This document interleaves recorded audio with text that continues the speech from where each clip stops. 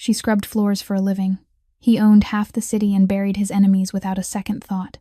She was running from a monster who swore to kill her. He had already lost everything he ever loved and was counting down the days until death claimed him too. But when a desperate mother hiding her sick baby stumbled into the mansion of the most dangerous man in New York, neither of them expected what would happen next. They call him the Phantom because those who cross him simply vanish. Yet this cold-blooded killer who has never shown mercy to anyone found himself unable to look away from an 8-month-old girl with eyes that reminded him of the son he buried. What happens when the man everyone fears becomes the only one she can trust? What happens when a heart made of stone begins to crack? If you love stories that will make you laugh, cry, and stay up way past your bedtime, subscribe and hit that notification bell right now. Give this video a like if you are ready to fall in love with these characters, and share it with your best friend, because trust me, you are going to need someone to talk about this ending. Now, let the story begin. A January night in New York was so cold that breath seemed to freeze the moment it left the lips. Cassidy Moore was kneeling on the floor, scrubbing the restroom on the 12th floor of an office building, when the phone in her pocket began to vibrate. She glanced at the clock. 5 in the morning. No one called at that hour unless something was wrong. Her heart tightened when she saw the daycare number glowing on the screen. She hurriedly pulled off her rubber gloves, her hands trembling as she answered. The teacher's voice on the other end was flat and distant, as if she were reading from a prepared notice. Emma had developed a high fever since midnight. The baby wouldn't stop coughing. The daycare couldn't accept a child showing signs of illness. Cassidy needed to come pick her up immediately. Before Cassidy could say a word, the call ended. She sprang to her feet, her head spinning. Emma, her tiny 8-month-old daughter, the only person she had left in this world. Cassidy ran out of the building without telling anyone, throwing herself into the freezing darkness. Snow had begun to fall, white flakes whipping against her face like tiny needles. She ran 3 city blocks because she didn't have money for a taxi. By the time she reached the daycare, her lips had turned blue and her legs had gone numb. Emma lay in the teacher's arms, her face flushed with fever, her weak cries sounding like those of an abandoned kitten. Cassidy pulled her daughter close, feeling the heat radiating from the small body through the thin layers of clothing. Her child was burning with fever. She carried Emma back to the dilapidated rented room in a Brooklyn slum. The room was barely 10 square meters, the walls stained with damp mold, the window taped over because the glass had shattered long ago. The heater had been broken for 2 weeks. The landlord had promised to fix it, but he never showed up. Cassidy laid Emma on the bed, wrapped her in blankets, then opened the medicine cabinet. It was empty. She had used the last of the fever medicine the week before and hadn't had money to buy more. Tears streamed down her cheeks as she watched her daughter writhe in feverish pain. The phone vibrated again. This time it was the cleaning company. Cassidy answered, and her manager's voice came through sharp and angry. Where was she? Why had she abandoned her shift? Cassidy tried to explain about Emma, about the fever, about needing a day off. The manager cut her off. There was a special job today, a VIP client, a mansion on the Upper East Side. If she didn't show up, she was fired. No exceptions. Cassidy wanted to scream. She wanted to throw the phone against the wall, but she couldn't, because if she lost her job, she wouldn't have money for rent. No money for milk for Emma, no money for medicine. She and her daughter would be out on the streets in this brutal winter, and Derek, her violent ex-husband who was hunting her across the city, would find her more easily than ever. Cassidy looked at Emma, drifting in and out of sleep from exhaustion. She had no one to watch her child. Her mother was dead. Friends were gone. She was alone in a city of 8 million people without a single hand to help her. She made the only decision she could. Cassidy dressed Emma in extra layers, wrapped her in 3 blankets, and placed her in the rickety stroller she had bought from a thrift shop for $5. She stuffed a bottle, diapers, and fever medicine borrowed from a neighbor into her bag. Then she pushed the stroller out of the dark room and stepped into the white storm. The address in the message led her to the Upper East Side, where the wealthiest people in New York lived. Cassidy had never set foot there before. She passed spotless streets, luxury storefronts, expensive cars lined along the sidewalks. She felt like a stain on a perfect painting. When she stopped in front of the listed address, her heart nearly stopped. Before her stood a massive mansion, dark as night, with towering iron gates carved with snarling lion heads. Cassidy didn't know that she was standing at the gates of hell, and its owner was waiting inside. Cassidy stood before the iron gate for a long moment, not daring to step inside. Emma fussed in the stroller, her weak cries swallowed by the wind and snow. Cassidy drew a deep breath and pushed the heavy gate. It opened without a sound, as if perfectly oiled, as if inviting its prey to enter. A path of black stone led her through a barren garden. Stone statues stood scattered on both sides, their cold faces dusted with white snow, their hollow eyes seeming to track her every step. Cassidy shivered and pulled the blanket tighter over Emma's face. She walked faster, the stroller wheels clattering against the stone, the sound echoing through the stillness. The mansion's front door was made of massive oak, towering at 3 times her height, carved with intricate patterns she couldn't recognize. Cassidy searched for a doorbell but found none. She pushed lightly, and the door opened, as though the house had been waiting for her. Inside, Cassidy had to pause to let her eyes adjust to the darkness. Then she saw it, and she forgot how to breathe. The main hall was as vast as a cathedral, the ceiling soaring high above with an enormous crystal chandelier suspended in the air, thousands of crystals catching the faint glow of candles placed throughout the space. The black marble floor shone like a mirror, reflecting her small, lost, dirty figure amid the cold luxury. Flanking the staircase were old oil paintings in gilded frames, noble faces gazing down at her with contempt. Cassidy felt like an ant that had wandered into the palace of gods. No, not gods. Demons. Because something about this house terrified her to the bone. The air was heavy and cold, carrying a scent she couldn't name. The scent of loneliness, the scent of pain, the scent of death. A thin layer of dust covered everything, as though the house had been abandoned for years despite being lived in. Emma broke into a long coughing fit, snapping Cassidy out of her daze. The baby was shivering from the cold. Cassidy needed to find warmth immediately. She pushed the stroller across the hall, her footsteps echoing on the icy stone floor. She opened the first door on the ground level. A vast living room with deep red velvet sofas and a stone fireplace that had long gone cold. She searched for the heater switch and turned it on. Nothing happened. Broken. She rushed into the next room, a dining room with a table long enough for 20 people. Empty chairs lined up like ghosts waiting for a feast that would never come. The heater there was broken too. Panic began to rise in her chest. She gathered Emma into her arms and ran up the staircase. The second floor. A guest bedroom. Broken. A library filled with thousands of dust-covered books. Broken. A recreation room with a billiard table and an old piano. Broken. Emma began to cry louder, the sound bouncing through the empty corridors. Cassidy wanted to cry with her. She ran to the 3rd floor, opening door after door in desperation. Then, at the end of the hallway, she found it. A study with a large oak desk, floor-to-ceiling bookshelves, and most importantly, a heater that released warm air when she flipped the switch.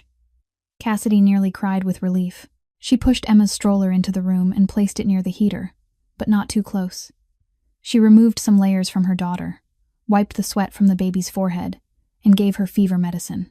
Emma slowly calmed, her heavy eyelids drifting shut from exhaustion. Cassidy let out a long breath and kissed her daughter's forehead. She tucked the baby monitor into her pocket and decided to start working while Emma slept. She needed to finish before the homeowner returned. She didn't want to meet anyone in this haunted house. But fate had other plans. Cassidy didn't know that as she was scrubbing the staircase on the 1st floor, a sleek black car had stopped outside the gate, and the owner of the mansion, the man all of New York called the Ghost, was walking into his own home. Cassidy was kneeling on the 12th stair, scrubbing the stone, when she heard the crying. Emma's cry, but not her usual cry. It was the cry of fear, the cry of a child who had woken up in the dark and couldn't find her mother. Cassidy dropped the mop and shot up the stairs like an arrow. Her heart hammered in her chest, her feet slipping on the polished stone steps. The baby monitor in her pocket made no sound at all. It had broken at some point without her realizing it. She ran through the 2nd floor hallway and up to the 3rd, her breath coming so fast she felt she might choke. Emma's crying stopped. The sudden silence was more terrifying than the sound itself. Cassidy shoved open the study door and froze. A man stood in the center of the room with his back to her. Tall, broad-shouldered, wearing a long black coat as dark as night, black hair slightly disheveled, and in his arms was Emma, her daughter, her tiny 8-month-old daughter resting against the chest of a stranger. Cassidy wanted to scream. She wanted to rush forward and tear her child from his grip, but her feet felt nailed to the floor because she saw something on the desk. A sleek black gun lay cold and silent on the wooden surface. The man was gently swaying, a low shushing sound leaving his mouth. Emma wasn't crying anymore. She was staring up at the stranger's face with wide eyes, one tiny hand clutching his collar. Then the man turned around, and Cassidy forgot how to breathe. His face was terrifyingly beautiful, sharp features as if carved from granite, a strong jaw shadowed by a few days of stubble, eyes the color of a storm, cold as a frozen lake in winter. Yet deep within those eyes, Cassidy saw something that held her in place. Pain. Old pain. Deep pain. Like a wound that had healed on the surface but still bled underneath. "Who are you?" His voice was low, without anger or threat, only exhaustion and something close to confusion. "I'm Cassidy. Cassidy Moore." Her voice trembled, and she had to swallow before continuing. "The cleaning woman. The company sent me. I didn't know you were coming back today." He studied her for a long moment, his gaze moving from her tangled hair to her worn shoes, then down to Emma in his arms. "This child. She's yours." It wasn't a question. It was a statement. Cassidy nodded, unable to speak. She dared to step forward, her arms reaching out in a silent plea. "She was crying," the man said, still not returning Emma. "I came in, heard her crying, came up here and found her. She was crying alone. I'm sorry." Tears slid down Cassidy's cheeks. "She's sick. The daycare wouldn't take her. I don't have anyone to watch her. I need this job. Please don't fire me. I won't bring her again. Please." Cassidy waited for rage, for shouting, for being thrown out of the house immediately. But the man only stood there, looking down at Emma with an expression she couldn't read. How many months? The unexpected question made her hesitate. 8 months. The man closed his eyes. 1 second, 2 seconds, 5 seconds. Long enough that Cassidy thought he might never open them again. When he did, something had changed. The gray eyes shimmered strangely, as if holding back something about to break apart. 8 months, he repeated, his voice rough. My son would be 8 months too, if he were still alive. Cassidy didn't know what to say. She stood there, tears still falling, watching a stranger hold her daughter as if she were something priceless. Finally, he stepped forward and gently placed Emma into Cassidy's arms. But his hands lingered, as if reluctant to let go. When Emma left his embrace, Cassidy saw him swallow hard. You can bring her here, he said, his voice returning to its earlier coldness. Whenever you need to. This room is warm enough. Cassidy couldn't believe her ears. What did you say? I said you can bring your child here when you need to. He turned away and walked to the window, staring out at the white curtain of snow. I'm Maxwell Thornton. This is my house, and I've just given you permission to stay. Maxwell Thornton. The name made Cassidy's blood turn to ice. She had heard it before. Everyone in New York had. The Ghost, the most notorious mafia boss on the East Coast, the man whose enemies vanished without a trace. She was standing in the house of a devil, and the devil had just offered her and her daughter shelter. Maxwell remained with his back to her, his shoulders rigid beneath the black coat. I need coffee, he said, his voice hollow and heavy. Do you know how to make coffee? Cassidy clutched Emma tightly and nodded even though he couldn't see her. Yes, good. Make a pot. I'll be down shortly. He said nothing more. Cassidy carried Emma out of the room, her legs shaking so badly she nearly fell. As she crossed the threshold, Maxwell's voice sounded behind her. Cassidy. She stopped, not daring to turn around. Welcome to Thornton Manor. Then silence. Cassidy walked on, holding her daughter close, her heart pounding wildly. She didn't know why the most terrifying man in New York had looked at her child that way. She didn't know why he had let her stay. But one thing she knew for certain. Her life had just turned onto a completely different path, and there was no going back. The call came the next morning, just as Cassidy stepped back into the damp rented room. An unfamiliar number. She answered with caution. An older woman's voice came through, calm yet firm. She introduced herself as Gloria Chen, the housekeeper of the Thornton family. Mr. Thornton wanted Cassidy to become the official housemaid at the mansion. The salary would be 3 times her current pay, housing included if she needed it. Starting tomorrow. Cassidy nearly dropped the phone. She wanted to refuse. Every cell in her body was screaming at her to stay away from that man. But then she looked at Emma lying on the worn bed, her nose still red from the cold, and at the room with the broken heater, the damp walls, the cockroaches crawling in the dark corners. She thought of Derek, her ex-husband, still lurking somewhere out there, waiting for an opening. She thought of the money in her wallet, not enough to buy milk for her daughter next week. I accept, Cassidy heard herself say, and just like that, the two of them moved into Thornton Manor. The servants' room was on the first floor, tucked away behind the kitchen. Small but clean, warm, with a window facing the garden. Compared to her old place, it was heaven. Emma had a new crib, warm blankets, good milk. For the first time in months, Cassidy slept without fear of being jolted awake by scurrying rats or the landlord's threatening knocks demanding rent. But along with comfort, fear began to grow. In the first days, Cassidy watched everything around her with guarded eyes, and she saw it. Men in black suits moved through the mansion like shadows. They didn't speak to her. They didn't even look at her, but she knew they were always watching. Each of them wore wireless earpieces. Each had a slight bulge at the hip where a gun was hidden. She saw armored black cars parked in the garage, bulletproof glass, license plates that led nowhere. She saw security cameras in every corner, every hallway, every room except the bedrooms and bathrooms. She saw secret meetings in Maxwell's study, the door shut tight, low voices seeping out without clear words. One night, Cassidy woke up thirsty. She went to the kitchen and heard voices coming from the living room. She knew she shouldn't eavesdrop, but her feet refused to move. Maxwell's voice rang out, cold as steel. "He dared to touch my shipment. Does he think I'm dead?" Another man's voice answered, younger, somehow familiar. "I'll take care of it, Brother Maxwell. The Castellanos won't be a problem after tonight." Maxwell let out a short laugh. "No need to kill them all. Just enough to make them understand who runs this city." Cassidy shuddered. She backed away, trying not to make a sound, but her foot struck a chair leg. The small noise echoed through the silent night like thunder. Silence fell over the living room. Then footsteps. Cassidy froze as Maxwell appeared in the doorway, gray eyes cold and fixed on her. Behind him stood a younger man, his face resembling Maxwell's but softer, his eyes curious as they studied her. "What did you hear?" Maxwell asked, his voice empty of emotion. Cassidy swallowed. She could lie. She could pretend she'd heard nothing, but looking into those eyes, she knew he'd see through her instantly. "I heard enough," she whispered. "Enough to know who you are." Maxwell stepped closer, close enough for her to smell expensive cologne mixed with whiskey. He looked her up and down, his gaze unreadable. "And what do you think?" Cassidy drew a deep breath. "I think I knew from the first day. I grew up in Brooklyn. I know Mafia when I see it." Maxwell raised an eyebrow, surprised. "Then why did you stay?" "Because I had no choice," Cassidy answered honestly. "And because you haven't hurt me or my daughter." The truth was the truth. So far, no matter how terrifying Maxwell Thornton was, he hadn't harmed her. Instead, he'd given her a job, a place to live, a warm, safe space for Emma. Maxwell studied her for a long moment. Then he stepped back and turned to the younger man. "This is Isaac, my brother."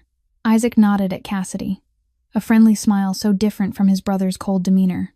"You're Cassidy," Isaac said. "My brother mentioned you. And the baby." Maxwell turned away, cutting in. "Go back to your room. Forget what you heard. And don't wander the house at night again." Cassidy nodded and turned to leave. But before she disappeared around the corner of the hallway, Maxwell's voice came again. "Cassidy." She stopped.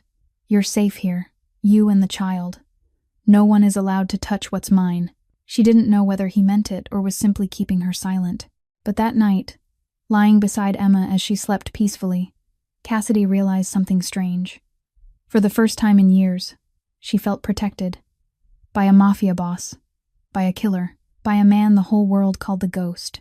2 weeks passed inside Thornton Manor. Cassidy gradually grew accustomed to the strange rhythm of life there. During the day, she cleaned, cooked, and took care of Emma.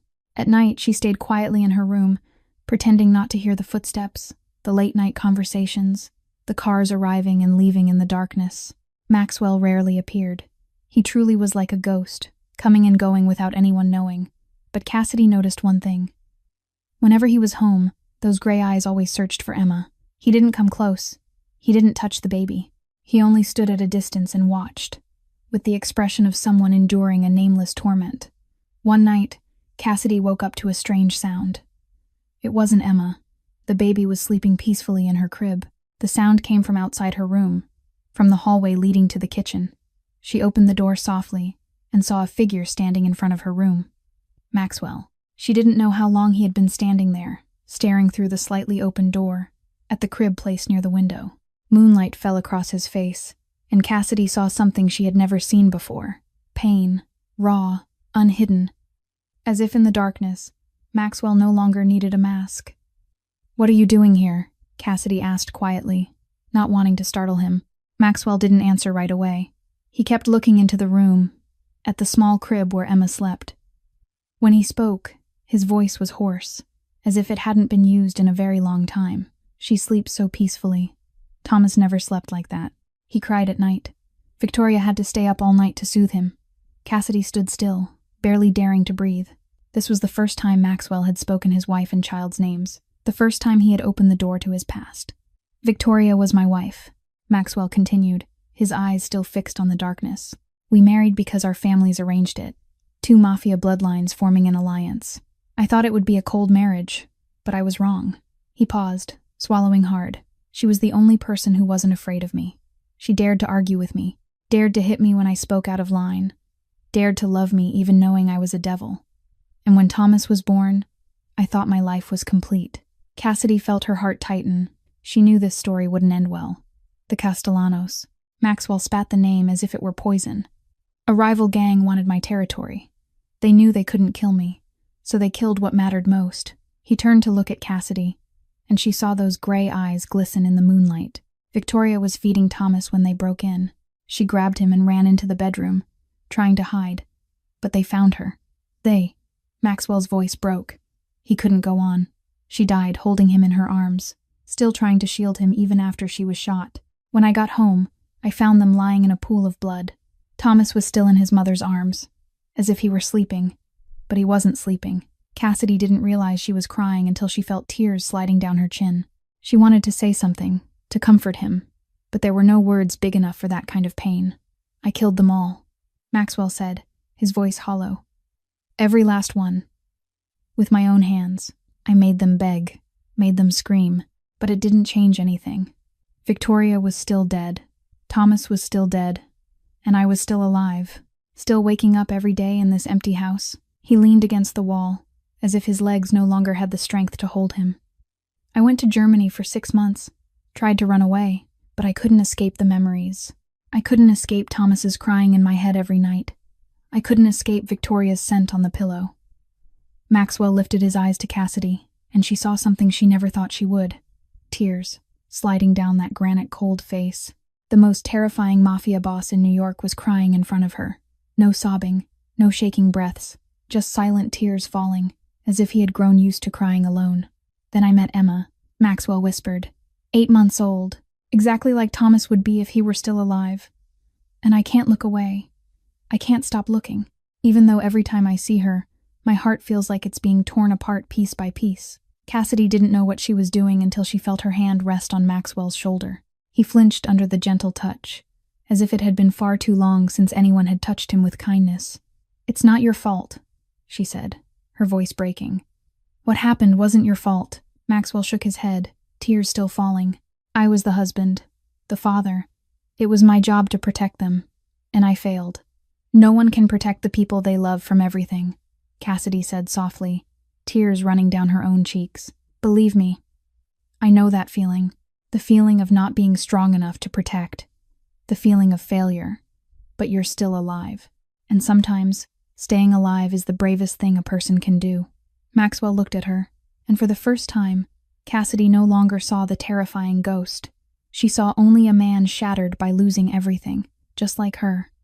She didn't know who moved first, but in the next moment, Maxwell was resting his head on her shoulder, and she was holding him as if he were a crying child. 2 lonely souls in a vast mansion, holding each other in the darkness, sharing pain without needing a single word more. 1 month had passed since that night. Cassidy and Maxwell never spoke again about what had happened in the dark hallway, but something between them had changed. The looks lingered longer. The silences were no longer heavy. Maxwell began to appear more often during Emma's feeding times, sitting in the corner of the room, watching Cassidy bottle feed her with an expression she couldn't read. Life inside Thornton Manor, strangely enough, felt more peaceful than anywhere Cassidy had ever lived. She began to forget her fear, began to forget that somewhere out there, a devil was still searching for her. Until that day, Gloria asked Cassidy to walk to the grocery store a few blocks away to pick up a few things for dinner. Emma was taking her afternoon nap, and Gloria would watch her. Cassidy agreed, even feeling a small sense of relief at the chance to step outside and breathe freely after weeks confined within 4 walls. She put on her coat, wrapped a scarf around her neck, and went out. The weather was warmer than the month before, the snow slowly melting and revealing patches of yellowed grass beneath. Cassidy walked to the store, bought everything on the list, and headed back. She was thinking about Emma, about letting her try a new kind of porridge that evening, when she saw him, Derek, standing across the street, staring straight at her. The familiar face made Cassidy feel like she was going to vomit. Dirty brown hair, bloodshot eyes from too much alcohol. That cruel smile she had seen hundreds of times before every beating. He looked thinner than she remembered, more worn down. But the madness in his eyes was unchanged. "Found you, Cassidy," Derek said, his shrill voice cutting through the quiet street. "You thought you could hide from me." Cassidy dropped the grocery bag. She turned and ran. Her heart slammed as if it would burst from her chest. Her feet stumbled on the wet pavement. She heard heavy, frantic footsteps chasing her from behind. She didn't dare look back. She turned into an alley, hoping it would lead back toward the manor. A mistake. The alley was a dead end. A tall brick wall blocked her path. No escape. Cassidy turned and saw Derek standing at the mouth of the alley, cutting off her only way out. He advanced step by step, slowly, like a beast savoring the fear of its prey. "Do you know how long it took me to find you?" Derek growled. 6 months. 6 months I tore this whole city apart, asked everyone, checked every place, and finally you're here, living it up in a rich neighborhood while I was sleeping on the streets. Cassidy backed away until her spine hit the cold brick wall. She was shaking, not from the cold, but from the memories flooding back. Nights beaten black and blue, being dragged by the hair across the floor. The night he punched her stomach when she was 6 months pregnant, nearly costing her Emma. "Derek, please," she begged, her voice trembling. "What do you want? What do I want?" He laughed, a mad sound echoing in the narrow alley. "I want you dead, Cassidy. You dared to leave me. You dared to humiliate me. You dared to take my child. That baby is mine. You are mine, and no one gets to take what belongs to me." He lunged at her. Cassidy screamed, but the sound was cut short as Derek's hand clamped around her throat. He slammed her against the wall, her head cracking against the brick, stars exploding in her vision. "You thought you could escape me," Derek hissed, his alcohol-soaked breath burning her face. "You were wrong." He punched her. Once, twice. Cassidy collapsed to the ground, the taste of blood filling her mouth. She tried to crawl away, but Derek kicked her stomach, making her curl in pain. Emma. That was the only thought in her mind. Her daughter. Who would take care of Emma if she died? Who would protect her from this cruel world? She couldn't die here. She had to live for Emma. Cassidy tried to stand, but Derek grabbed her hair and yanked her head back. "You're going to die here," he whispered into her ear. "And then I'll find the baby. I'll teach her what suffering is, just like I taught you." "No!" Cassidy screamed as desperate strength surged through her. She twisted and clawed at Derek's face with everything she had. He screamed in pain and let go. Cassidy lunged toward the alley entrance, but her legs were weak, her head spinning from the blows.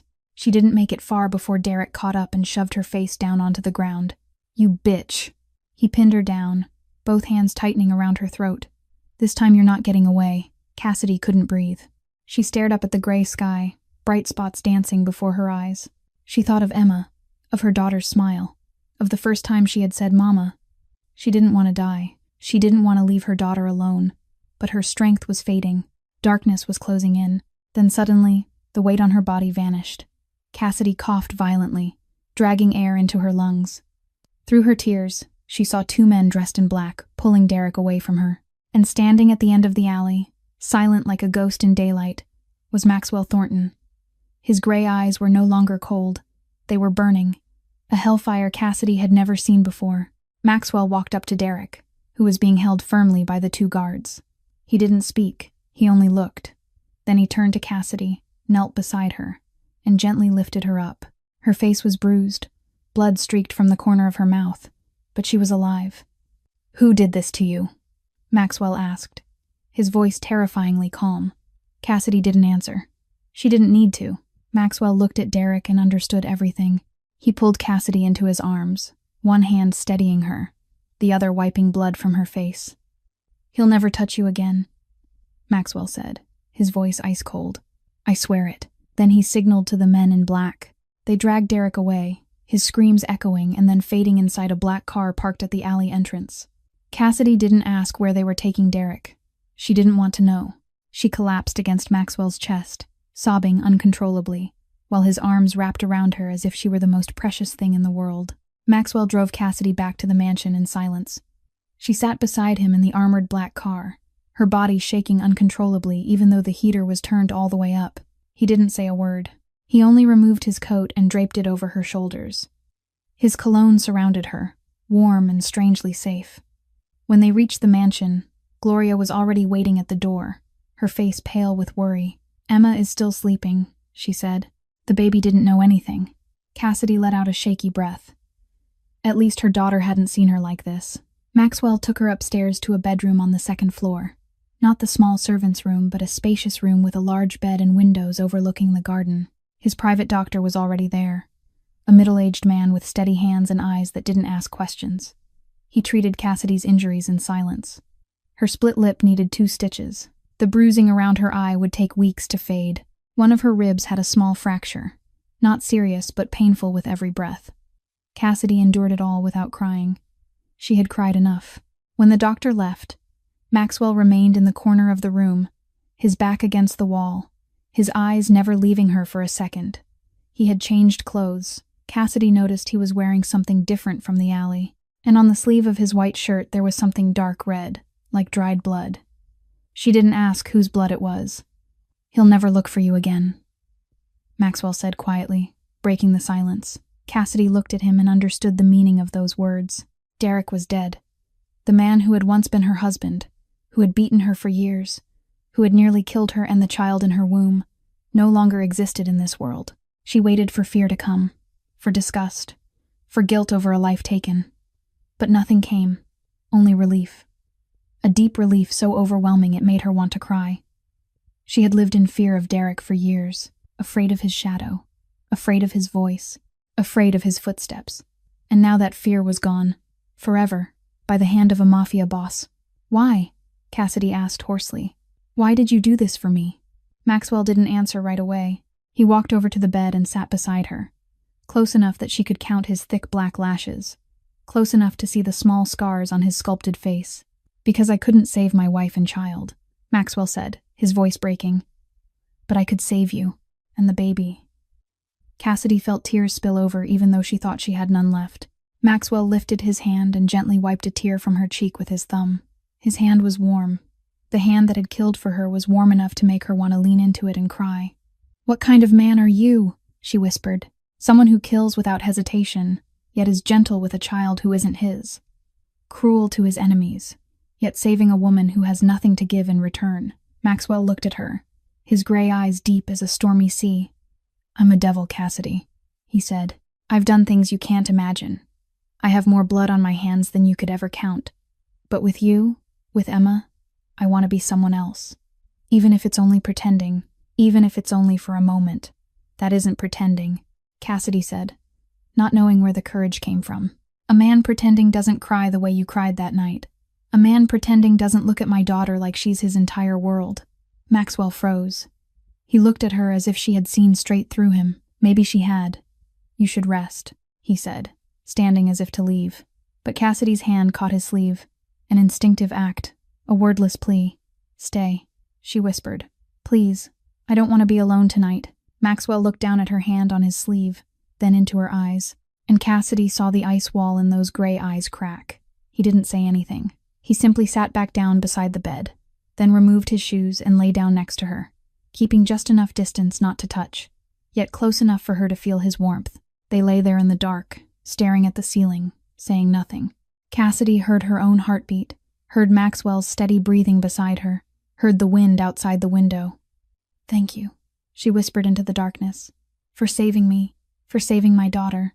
Maxwell didn't reply, but in the night his hand found hers, their fingers threading together, a small connection between 2 broken souls.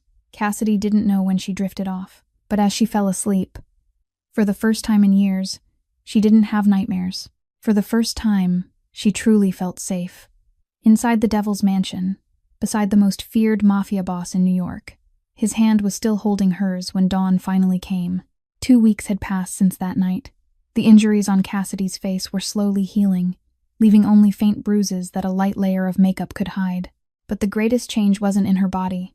It was in the space between her and Maxwell. They were no longer simply homeowner and housekeeper. They weren't anything clearly defined either. They were just two people sharing meals in silence, lingering glances, and the occasional accidental brush of hands that made them both shiver. Maxwell began coming home earlier. He started eating dinner with Cassidy and Emma instead of alone in his study. He began sitting on the living room floor, watching Emma play with the colorful wooden blocks he had somehow ordered from somewhere. He still didn't pick Emma up. He still kept his distance, as if afraid that getting too close would cause him to fall apart, but his eyes never left her.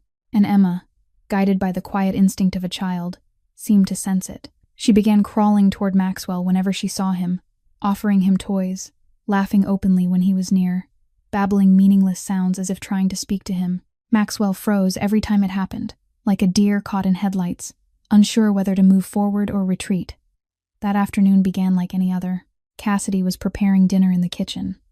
Emma sitting in her high chair nearby, playing with small pieces of fruit Cassidy had cut for her. Maxwell walked into the kitchen, still in his usual suit, his tie loosened and his sleeves rolled up to his elbows. He looked tired, the lines around his eyes deeper than usual. "A rough meeting?"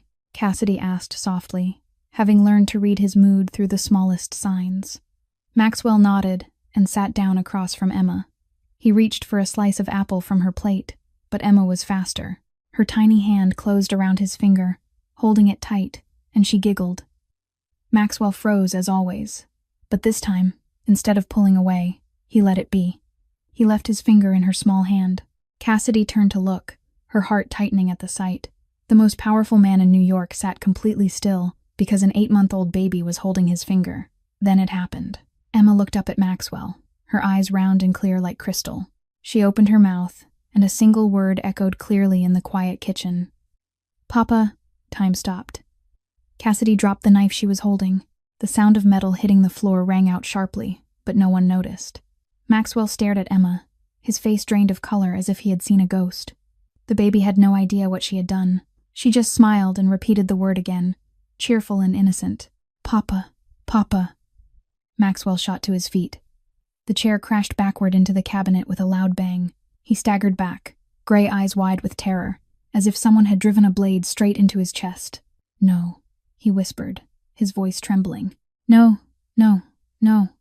Then he turned and ran from the kitchen. Cassidy stood frozen for a heartbeat before instinct pushed her forward. She quickly lifted Emma and followed him. He didn't run to his study as she expected. He ran into the living room, stopping in front of the stone fireplace where a large photograph hung that Cassidy had never truly noticed before. A photograph of a beautiful woman with long black hair and a gentle smile, holding a newborn baby in her arms. Victoria and Thomas. Maxwell stood before the picture, his shoulders shaking violently. Cassidy stepped closer and realized he was crying. Not the silent tears from the night in the hallway. This was broken, sobbing grief. The sound of a man who had held everything inside for too long and could no longer bear it. "I don't deserve it," Maxwell said through sobs. "I don't deserve to be called a father. I couldn't protect my child. I couldn't save him.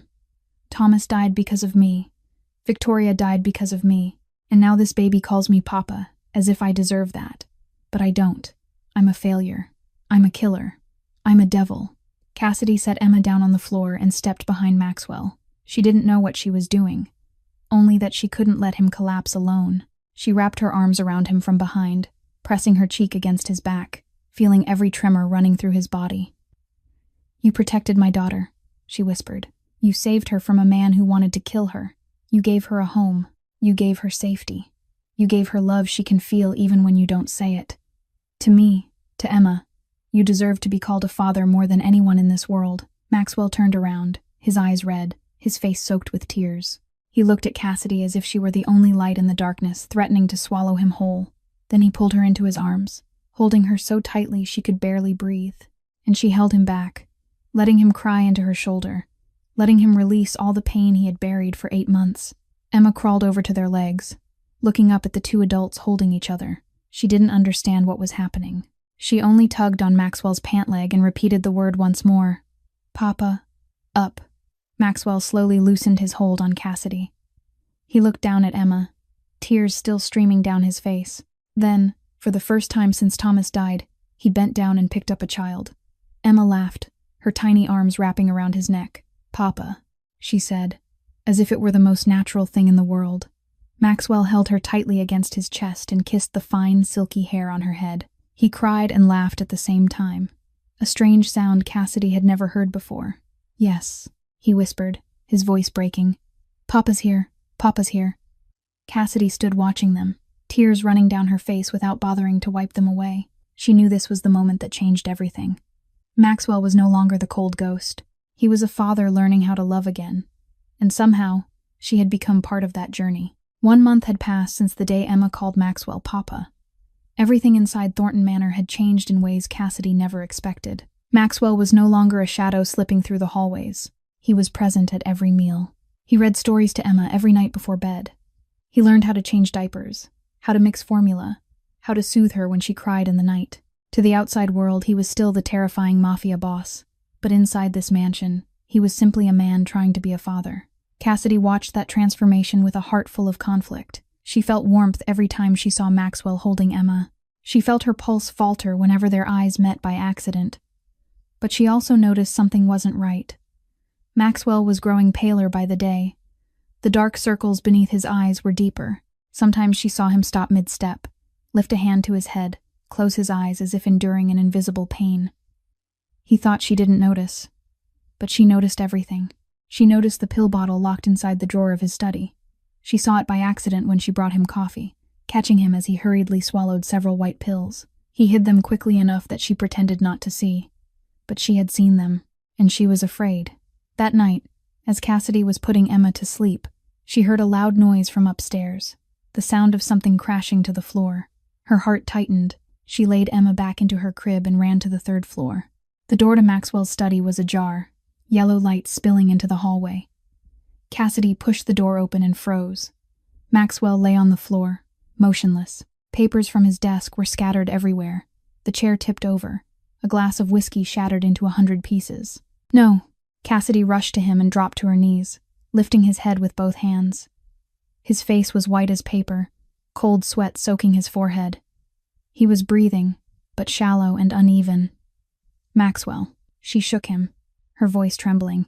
"Maxwell, wake up, please." He didn't respond. Panic took over. Cassidy called Isaac. Maxwell's brother arrived within minutes, followed by the private doctor she had met before. They carried Maxwell to the bedroom. The doctor examined him, administered injections. Cassidy stood in the corner, arms wrapped tightly around herself, trying to stop shaking. After a while, Maxwell slowly opened his eyes. He looked around, taking a moment to understand where he was. Then his gaze settled on Cassidy.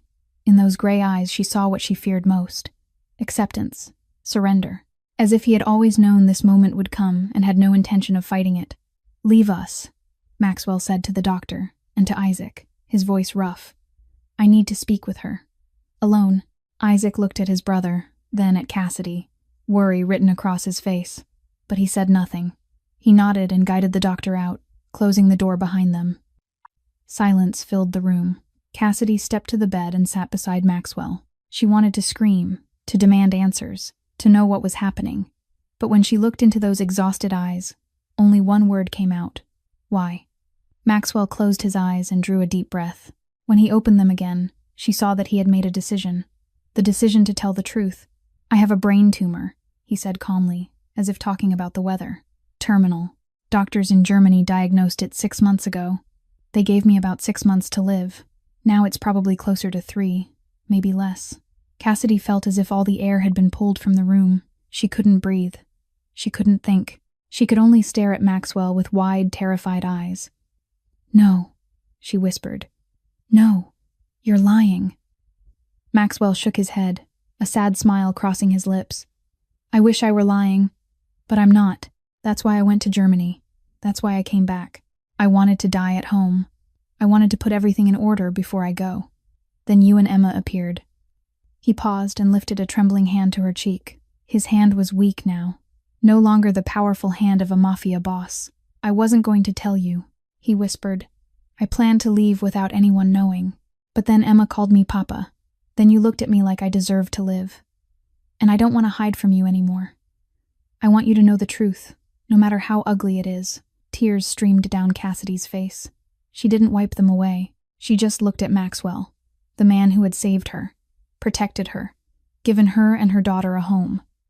The man Emma called Papa, the man she had begun to love without daring to admit it, and now he was dying. "Why didn't you tell me sooner?" she asked through sobs.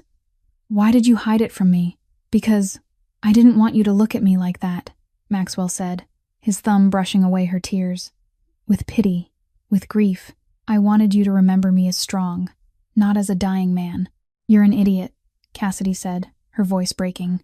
"I don't pity you. I hurt for you, because I don't want to lose you, because Emma can't lose another person, because I need you." She realized what she was saying and she didn't care. She leaned forward, resting her forehead against his, tears falling onto his face. "You can't leave us," she whispered. "Do you hear me? You can't die." Maxwell didn't promise. He knew it was a promise he couldn't keep. He only pulled her into his arms and let her cry against his chest, while the shadow of death slowly closed in around them both. 3 days had passed since that night. 3 days in which Cassidy moved through life like a sleepwalker. She still took care of Emma, still cooked, still cleaned, but her mind was always pulled toward the room on the 3rd floor where Maxwell was resting under the doctor's orders. He had visibly weakened since the fainting spell. The headaches came more often. Sometimes Cassidy saw him brace himself against the wall just to stay upright, but he still forced himself up every day, still tried to come downstairs to eat with her and Emma, still tried to smile whenever Emma called him Papa, as if he were wringing out the very last drops of the life he had left. On the afternoon of the 4th day, Maxwell called Cassidy into his study. When she stepped inside, she saw him sitting behind the large oak desk, a thick stack of documents spread out before him. He had shaved and was wearing a white shirt, looking almost normal if not for the pallor of his skin and the deep hollows beneath his eyes from lack of sleep. "Sit down," Maxwell gestured to the chair across from him. His voice was firm, the voice of a Mafia boss, not the voice of the man who had cried in her arms nights before. Cassidy sat, her hands resting on her knees, waiting. She had a feeling this conversation would change everything. Maxwell was silent for a moment, as if arranging his thoughts. Then he looked straight into her eyes and spoke. "I have a proposal. Before you answer, I want you to hear everything." Cassidy nodded, her heart beating faster. Maxwell drew a deep breath. "I have assets worth billions of dollars. Real estate, companies, bank accounts in multiple countries, things that are legal and things that aren't. When I die, all of it needs an heir." Cassidy blinked, unsure where he was going. "Right now, my only heir is Isaac," Maxwell continued. "But my brother doesn't want my position. He wants a normal life. He wants out of this world. I have no one else. My parents are dead. My wife and child are dead. I'm the last of the Thornton line." He paused and pushed the stack of papers toward Cassidy. "This is my will. I want to leave everything to you and Emma." Cassidy stared at the documents as if they were a venomous snake. She shook her head and pushed them away. "No," she said immediately. "I can't accept this. You haven't even heard my full proposal. I don't need to." Cassidy stood, her voice shaking with emotion. "I'm not the kind of person who sells herself for money. I've lived in poverty my whole life, but I have dignity. I don't need your money." "I don't want your money." Maxwell didn't get angry. He simply looked at her calmly, as if he had expected this reaction. "I'm not talking about selling yourself," he said. "I'm talking about marriage." Cassidy froze. She stared at Maxwell, certain she had misheard him. What had he just said? "Marry me, Cassidy," Maxwell said evenly. "Become my legal wife. When I die, you'll inherit everything by law. No one can challenge it. No one can touch you or Emma. You'll be protected by the Thornton name, by the power I've built my entire life." "Why?" Cassidy whispered, her legs trembling so badly she had to grip the back of the chair. "Why would you do this?" "Because I'm dying." Maxwell stood and walked around the desk to face her. "And before I die, I want to know that you and Emma will be all right. I want to know that no one can ever hurt you. I want Emma to grow up lacking nothing. I want you to have the chance to pursue whatever dreams you have. But this isn't love," Cassidy said, her voice breaking. "You don't love me. You're just trying to replace Victoria." Maxwell looked at her, and in his gray eyes she saw something that made her want to cry. "No one can replace Victoria," he said softly, "just as no one can replace Thomas. But you aren't a replacement, Cassidy. You're you. Emma is Emma, and I care about you in my own way. Maybe it isn't love. Maybe it's gratitude for bringing light into this dead house. But whatever it is, I want to spend my last days protecting you," Cassidy cried, tears streaming freely down her face. This was the most insane thing she had ever heard. Marrying a dying mafia boss. Inheriting billions from a man she had known only a few months. Becoming the wife of the ghost. But then she thought of Emma. Of her daughter's future. Of what would happen if she died and Emma ended up in an orphanage. Of the poverty she had endured and never wanted her child to suffer. "If I agree," she whispered, "what happens then?" Maxwell lifted his hand and gently wiped the tears from her cheek. "You'll become Cassidy Thornton. Emma will become Emma Thornton. I'll legally adopt her. You'll have access to all my accounts. You'll have lawyers, security, everything you need. And when I'm gone, you'll be the most powerful woman on the east coast of America." Cassidy closed her eyes. Her mind spun. Part of her wanted to refuse, to cling to the dignity she had fought to keep for so many years. But another part, the part that was a mother, knew this was the only way to secure her daughter's future. "I need time," she said, "to think." Maxwell nodded. "You have 1 week." He lifted her chin, forcing her to meet his gaze. "But whatever you decide, I won't send you away. You and Emma will always have a place here. That's a promise." Cassidy nodded and turned to leave. As she reached the door, Maxwell's voice sounded behind her. "Cassidy." She stopped but didn't turn around. "Thank you for not refusing right away," Maxwell said, his voice softening. "Thank you for giving me hope." Cassidy didn't reply. She stepped out, closed the door, and leaned back against the cold wall. In her mind, only one question spun endlessly. Could she marry a devil to save her angel? 1 week passed like a never-ending nightmare. Cassidy couldn't sleep. Every night she lay staring at the ceiling, listening to the steady sound of Emma breathing in her crib, and thinking until her head felt like it might explode. She thought about her life, born into poverty, a mother who worked herself to exhaustion in factories, a father who left when Cassidy was too young to even remember his face. She grew up with meals that were never enough, clothes that were always secondhand, and a dream of becoming a teacher that she never had the money to pursue. Then she met Derek. She thought he would be her escape. Instead came years of hell, beatings, nights spent crying alone, and now she was here, in the mansion of a dying mafia boss, being proposed to not for love, but for a will. She thought about Emma, her tiny daughter, barely 9 months old, knowing nothing of the brutal world outside. If Cassidy died, what would happen to Emma? She would end up in an orphanage. She would grow up deprived, just like Cassidy had. She would live a life of hardship like her mother, or worse. That thought made Cassidy want to scream. She thought about Maxwell, the man all of New York feared, a cold-blooded killer, a mafia boss without mercy, but also the man who cried when he spoke of his wife and child, the man who killed Derek to protect her, the man who held Emma with a tenderness she had never seen in anyone else, the man who looked at her as if she had value, as if she deserved to be protected. On the 6th night, Cassidy stood outside Maxwell's door. Through the narrow opening, she saw him sitting alone in the dark, staring at the photograph of Victoria and Thomas. His shoulders trembled, and she knew he was crying, alone, as he had been for 8 months. And she realized something. Maxwell didn't need an heir. He needed a family. He needed someone to hold his hand in his final days. He needed Emma to call him Papa. He needed her to stay. And maybe, just maybe, she needed him too. On the morning of the 7th day, Cassidy knocked on the door to Maxwell's study. He opened it, gray eyes meeting hers with expectation, and something that looked like hope, no matter how hard he tried to hide it. "I agree," Cassidy said, her voice steadier than she expected. Maxwell didn't speak. He just stood there, staring at her, as if he couldn't believe what he'd heard. "But I have conditions," Cassidy continued, stepping inside and facing him. Maxwell crossed his arms, tilting his head as he waited. "What conditions?" "No pretending," Cassidy said, looking straight into his eyes. "If we marry, we are a real family. You eat dinner with us every day. You read to Emma every night. You don't hide it when you're in pain. You don't suffer alone. You live the days you have left as a father, as a husband, not as a shadow, not as a man waiting to die." Maxwell studied her for a long time. In those gray eyes, Cassidy saw emotions pass one by one. Surprise, emotion, and something warm she didn't dare name. "You know what you're asking of me," he finally said. "You're asking me to open my heart, to love, to hurt more when I leave. I'm asking you to truly live before you die."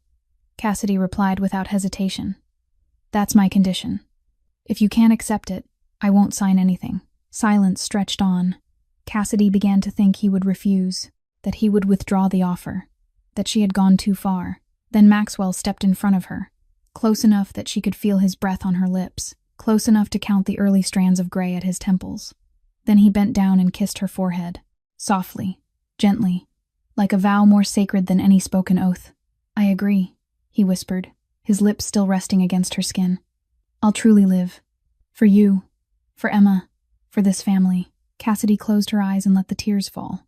She didn't know what the future would bring. She didn't know if this decision was right or wrong. But for the first time in her life, she felt like she was walking toward the light, even if that light came from the hand of a devil. The wedding took place 2 weeks later in the garden behind the Thornton mansion. There were no lavish guests, no press, no reporters. Only Isaac, Gloria, and a handful of Maxwell's closest people. This was the wedding of the ghost, and a ghost didn't need the world to witness it. Cassidy stood before the mirror in the room Gloria had prepared for her, looking at the woman reflected back and barely recognizing herself. The ivory-white wedding dress was simple yet elegant, chosen personally by Maxwell, fitting her body as if it had been tailored just for her. Her hair was swept up, revealing her slender neck and the pearl earrings he had given her that morning. She looked like someone else. She looked like a happy bride. She looked like her life hadn't been an endless chain of suffering. The door opened.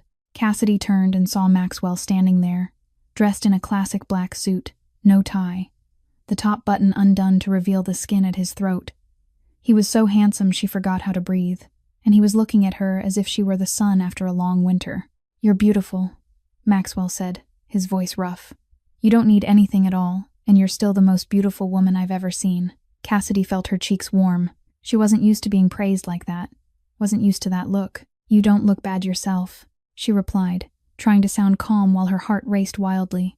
Maxwell smiled, a rare smile that softened his cold features in a way that felt almost unreal.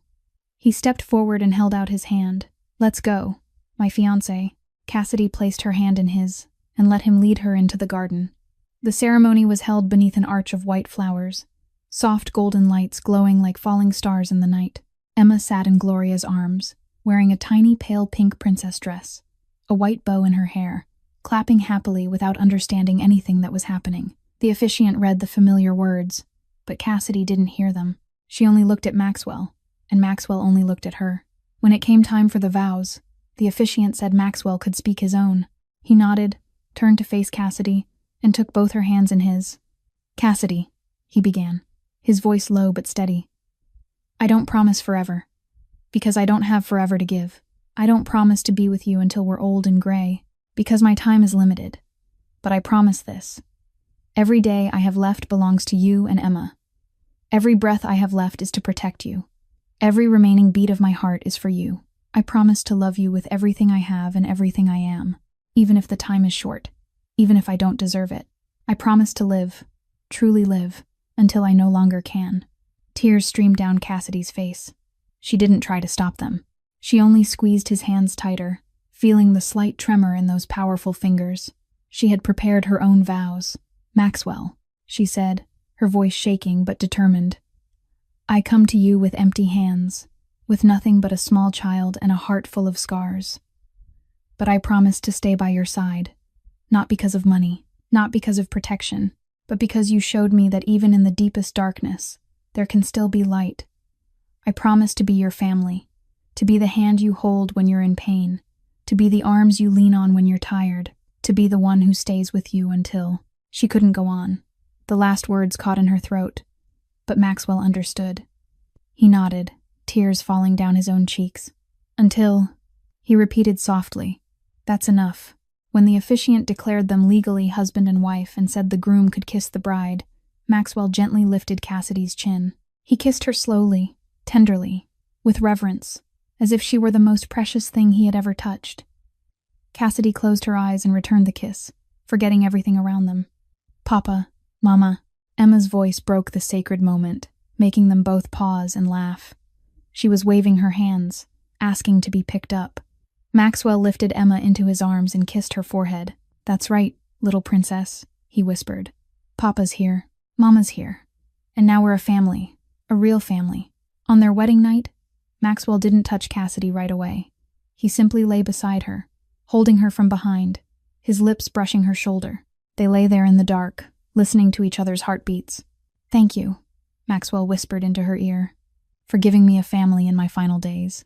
Cassidy turned in his arms, looked into his deep gray eyes, and kissed him, not softly and cautiously like during the ceremony, but with passion and longing, as if trying to say everything she couldn't put into words. That night, they made love for the first time, slowly, gently, full of emotion, and as Cassidy lay in Maxwell's arms, listening to the steady beat of his heart beneath her cheek, she whispered for the first time the truth she had felt for so long. "I love you, Max." Maxwell held her tighter and kissed the top of her head. "I love you too." They both knew time was running out, but tonight, in a room filled with moonlight, it didn't matter. They had each other, and that was all they needed. 2 months after the wedding became the most beautiful time of Cassidy's life. The Thornton mansion was no longer a cold fortress. Emma's laughter echoed through the hallways. Tiny footsteps pattered across the wooden floors. The sound of Maxwell pretending to growl as he chased her like a bear made Emma shriek with delight.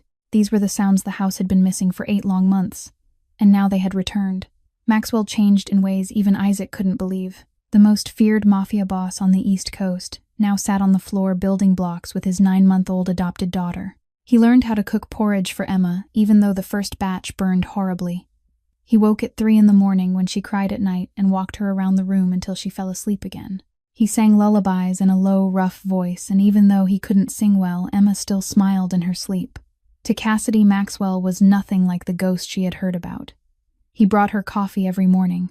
He remembered she liked 2 sugars and a little milk. He ordered books about education and child psychology because he knew she had once dreamed of becoming a teacher. He sat and listened to her talk about that dream for hours, his gray eyes watching her with a respect she had never received from anyone before. One night, after Emma had fallen asleep, Maxwell led Cassidy into his study. On the desk sat a new computer and stacks of textbooks. "You start next week," he said. "Online university? 4 years. I've paid the full tuition." Cassidy froze, unable to believe what she was seeing. "Maxwell, I can't." Before she could refuse, he placed a finger over her lips. "You're my wife. Your dream is my dream. And I'll do everything to make it real. The day you graduate, the day you stand in front of a classroom teaching children, I want to be there. Even if only in your thoughts. Even if only in your memories," Cassidy cried. She held Maxwell tightly and sobbed with happiness. Because for the first time, someone believed in her that much. Because for the first time, she dared to believe she deserved to be loved. The days that followed passed like a dream. They ate breakfast together on the balcony overlooking the garden. They took Emma to the park on weekends, Maxwell wearing a hat and sunglasses so he wouldn't be recognized. They cooked together in the kitchen, Cassidy teaching Maxwell to make pasta, using her mother's recipe, while Maxwell spilled tomato sauce all over the floor and had to clean for an hour. They laughed. A lot. Laughter filled the mansion, chasing away the darkness that had lingered there for far too long. At night they lay together Maxwell, telling her about his childhood, about the years building his empire, about Victoria and Thomas. He no longer cried when he spoke of them. He talked about them with peace, as if he had finally learned to accept the loss. Cassidy told him about her mother, about her dream of being a teacher, about the years with Derek she had never spoken of to anyone. Maxwell listened to every word, his hand constantly stroking her hair, his lips occasionally pressing a kiss to her forehead as if trying to erase every wound of her past. "I wish I had met you sooner," Maxwell whispered one night. "I wish I had more time to love you." "We have now," Cassidy replied, her hand cupping his face. "And now is all we need." She knew Maxwell was counting down each day. She knew the headaches were still coming more often, more violently. She knew he hid painkillers in a drawer so she wouldn't worry. But she didn't say anything. She simply stayed with him, held his hand every night, loved him every day, as if tomorrow would never come, because for them tomorrow was a luxury they couldn't be sure they would have. The call came one afternoon while Cassidy was feeding Emma in the kitchen. An unfamiliar number. She almost didn't answer, then changed her mind at the last second. The voice on the other end made her freeze. Megan, her only real friend from her days at the cleaning company. The one who had helped her find work when she first ran from Derek. The only person who knew about the violence in her past. "Cassidy, I finally found you," Megan said brightly. "I hear you've made it big. I want to come see you. Is that okay?" Cassidy hesitated. She hadn't contacted anyone from her old world since moving into the Thornton mansion, partly because she'd been busy, partly because she didn't know how to explain any of this. But Megan was her friend, the only person who had cared when she had nothing. She couldn't say no. Megan arrived the next day. When the taxi stopped in front of the mansion gates, Cassidy saw her friend standing there, staring at the house as if it were a palace from a fairy tale. Megan's eyes widened as they swept from the towering iron gates to the statues in the garden to the massive 5-story building. "Oh my God," Megan breathed when Cassidy came out to greet her. "You really live here?" "This is my husband's house," Cassidy replied, keeping her voice steady. "Come in. I'll show you around." Cassidy led Megan through the mansion, introducing each room. She tried to be enthusiastic, tried to be cheerful the way they used to be together, but she felt it. Something had changed. The look in Megan's eyes wasn't the look of a friend anymore. It was calculating, measuring, envious. When they sat down in the living room, Emma playing on the floor nearby, Megan finally spoke. "So you sold yourself to him?" The question hit Cassidy like a bucket of ice water. She blinked, not believing what she'd heard. "What did you say?" "I asked if you sold yourself to that Mafia guy." Megan shrugged, her tone dripping with sarcasm. "Everyone in the city knows who Maxwell Thornton is.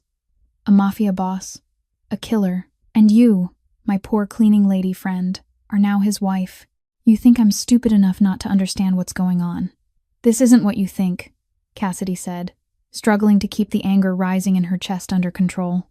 "Maxwell and I love each other." "Love," Megan scoffed. "You call that love? A woman who scrubs toilets falling in love with a Mafia billionaire. Sounds like a fairy tale." "Be honest, Cassidy. How much did he pay you? Or did you just have to spread your legs to get all of this?" "Shut up." Cassidy jumped to her feet, her voice shaking with rage. "You don't know anything about me or Maxwell. You have no right to judge. I don't know anything." Megan stood too, her eyes cold. "I know you, Cassidy. I know what kind of person you are. Always complaining about being poor, always playing the victim, and now you've found a rich idiot to use. I have to admit, you're good. Better than I ever thought." Megan paused and glanced at Emma on the floor, unaware of the adult's argument. "That poor child," Megan said bitterly. "One day she'll know her mother is the kind of woman who sells herself to the Mafia. She'll be so proud." The slap echoed through the living room. Cassidy didn't realize what she'd done until she saw her hand still raised and Megan's cheek flushed red. It was the first time in her life she'd ever hit anyone, and she didn't regret it.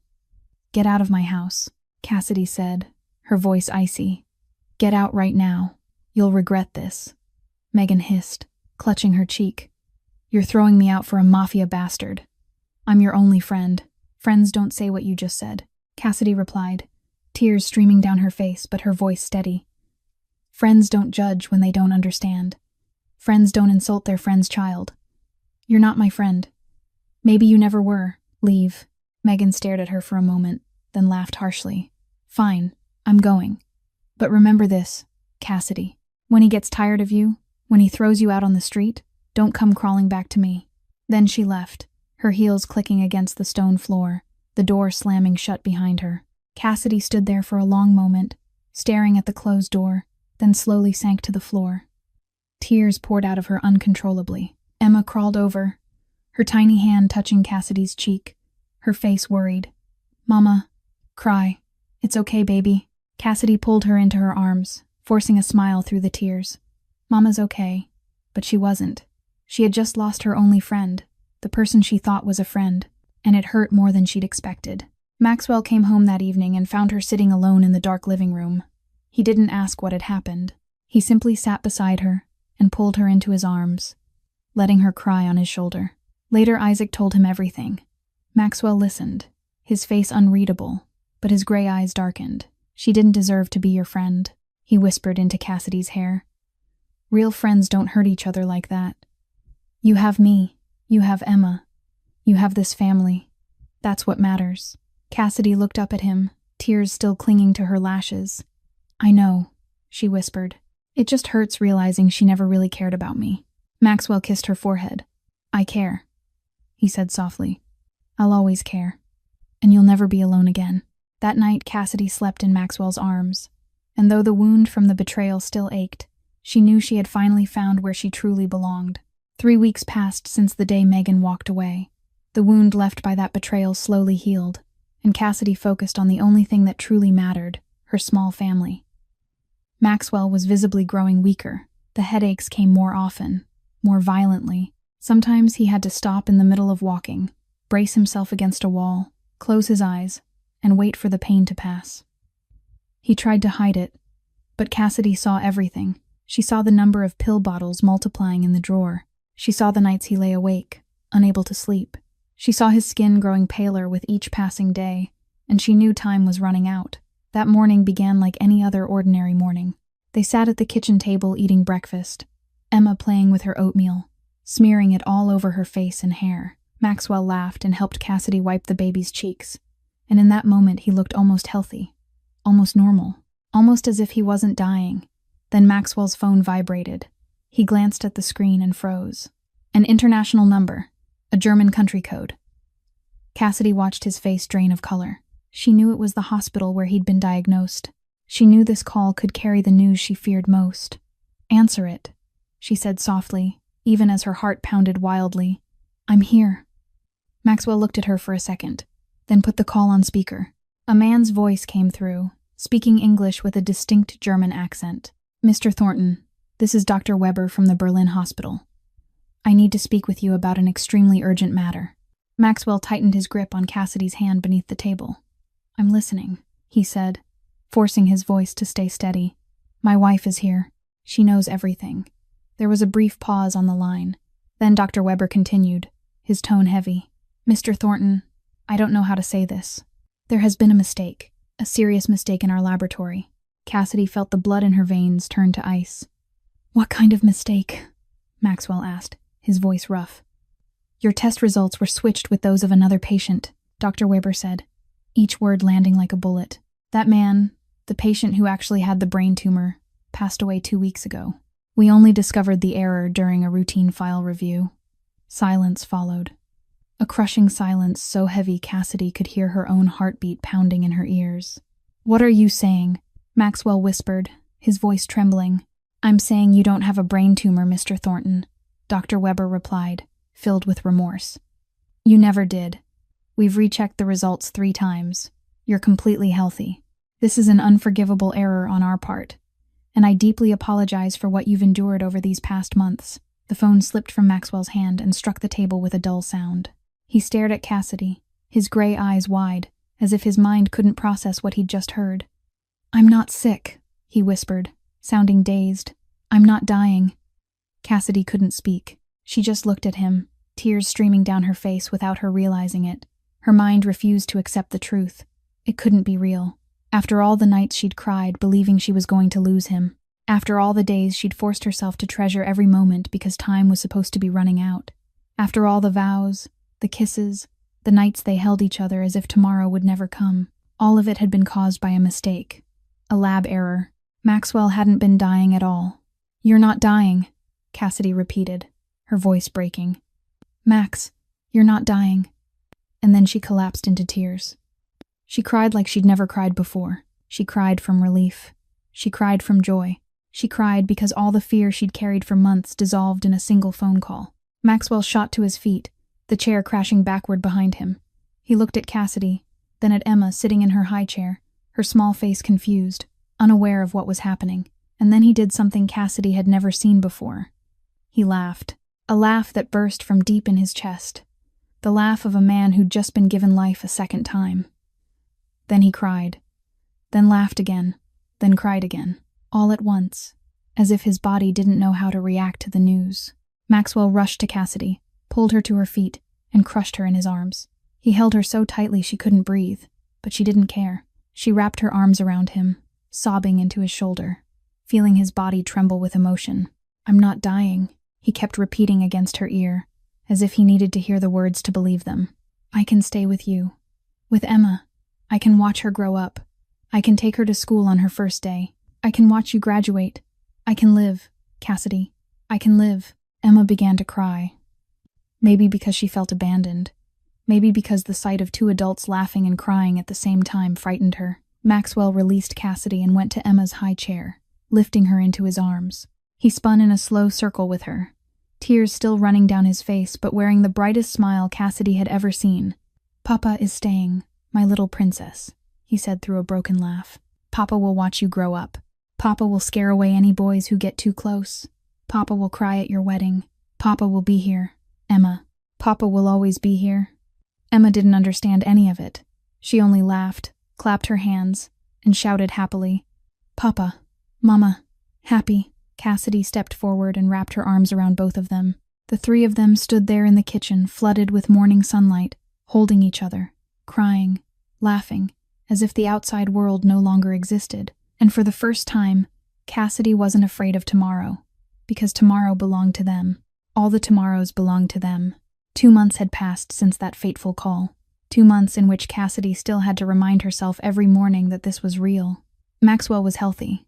Maxwell was going to live. Maxwell would stay with her and Emma for the rest of their lives. That truth changed everything. Maxwell sued the hospital in Germany not for compensation, but to make sure such a mistake would never happen to anyone else again. The hospital agreed to overhaul its entire testing process, dismiss those responsible, and implement stricter cross-checking systems. Maxwell didn't need their money. He only needed to know that no one else would have to live through the hell he had endured for so many months. But the greatest change was within Maxwell himself. He began withdrawing from the underworld little by little, one operation at a time. He handed the illegal businesses over to Isaac to manage while gradually transforming them into legitimate enterprises. Casinos became luxury hotels. Smuggling routes became logistics companies. Money laundering turned into investment funds. Isaac was surprised but supportive. He had always known his brother would do this one day. You just needed the right reason, Isaac told him during a meeting. Maxwell glanced at Cassidy, sitting in the corner reading while Emma slept in her arms. I found 2 reasons, he replied, and I won't risk losing them for anything. Cassidy began her online university studies just as Maxwell had arranged. At first, she was anxious, afraid she'd been away from books for too long, afraid she wasn't smart enough, afraid she would fail. But Maxwell was always there. He sat beside her while she studied. He made coffee for her on nights she stayed up late preparing for exams. He read her essays and told her she would be the best teacher he'd ever seen, even though he'd never once seen her teach. When the results of her first exams came back, Cassidy had earned the highest score in her class. She cried when she saw the grades. Maxwell held her, kissed her forehead, and told her he had never doubted her for a single second. Life in the Thornton mansion was completely different now. There was no darkness, no fear, only Emma's laughter echoing through the halls. Maxwell's voice reading bedtime stories each night. Cassidy's soft singing as she rocked their child to sleep, the sounds of a real family. Emma was walking steadily now, running through the garden with Maxwell chasing after her. She called Papa and Mama clearly, spoke short sentences, and had developed a habit of hiding Maxwell's shoes every morning just to make him look for them. Maxwell pretended to be annoyed, but his eyes always shone with happiness whenever he looked at his daughter. One morning, Cassidy woke with a wave of nausea. She rushed to the bathroom, retching, and when she lifted her head to look at herself in the mirror, a thought flashed through her mind. She counted the days, and realized she was more than 2 weeks late. Her heart pounded as she took the pregnancy test she had hidden in the cabinet for over a week, too afraid to use it, but today she had to know. The 2-minute wait felt like 2 centuries. Then the result appeared. 2 clear red lines. Cassidy stared at the test, then looked again, hardly daring to believe it. She was pregnant. She and Maxwell were going to have a child, their own child. She stepped out of the bathroom on trembling legs. Maxwell was sitting on the bed, just waking up, hair tousled, eyes still heavy with sleep. "What's wrong?" he asked when he saw her face. Cassidy said nothing. She simply held out the test. Maxwell looked down, and she watched his gray eyes widen, then widen even more, then fill with tears. "You're pregnant," she whispered. "We're going to have a baby, Max." Maxwell dropped the test. He looked at Cassidy, then at her belly, then back at her face. And the most feared Mafia boss on the East Coast broke down and cried like a child. He pulled her into his arms, holding her tightly, tears soaking her shoulder. "I'm going to have a child," he said through sobs. "My child, my blood, and this time I'll be here. I'll protect them. I won't lose them like I lost Thomas." Cassidy held him and cried with him, from happiness, from gratitude, from the overwhelming realization that life had given them a second chance they had never dared to dream of. 1 year later, spring had returned to the gardens of the Thornton estate. Colorful tulips bloomed along the stone paths, and warm sunlight filtered through the leaves, scattering shimmering patches of light across the lush green lawn. In the middle of that peaceful scene, a small family sat on the grass, savoring a quiet weekend afternoon. Emma was nearly 2 now, her soft black hair tied into 2 tiny braids, her blue eyes bright like her mother's. She ran through the garden picking flowers, bringing them to Maxwell one by one, calling out, "Papa, pretty flower." Maxwell sat on the grass, accepting each blossom from his daughter as if it were a precious jewel. He had changed completely. He was no longer the ghost that all of New York once feared.